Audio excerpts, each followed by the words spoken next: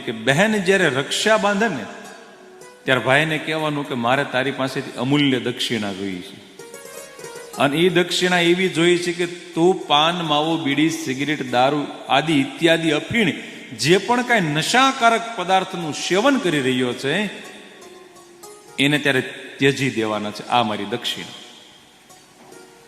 તેથી દરેક બહેનો દક્ષિણા માગો. અને જે બહેનો માગી નથી શક્યા એ અત્યારે ફોન કરીને કહી દેજો કે ભાઈ મેં તને રક્ષા બાંધી છે, મેં રાખડી બાંધી છે, મારો નિર્વ્યાજ પ્રેમ તારી તરફ વહેતો મૂક્યો છે,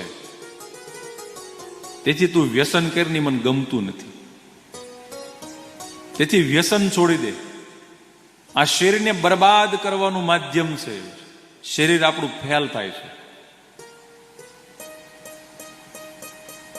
અને આર્થિક રીતે પણ આપણા, તમે જુઓ, એક વ્યક્તિ રોજના 5-10 માવા ખાતો હોય, 10-15 રૂપિયાનો માવો આવે, તો રોજના 100 રૂપિયા તમે કમસે કમ મૂકો તો એક મહિનાના કેટલા? 3000 રૂપિયા થયા. 12 મહિનાના 36000 રૂપિયા થયા. એ વ્યક્તિ 15-20 વર્ષ માવા ન ખાય ને તો એના રૂપિયામાં ભગવાન મહાદેવની કથા થઈ જાય. એ સંપત્તિમાં ભગવાનની કથા થઈ જાય.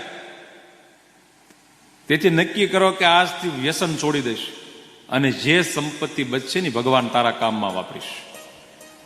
ભલે 5 લોકો એકત્ર થઈને પણ દરેક લોકોએ આવા વ્યસન છોડી અને પોતાની સંપત્તિ ભગવાનના કામમાં વાપરવી જોઈએ.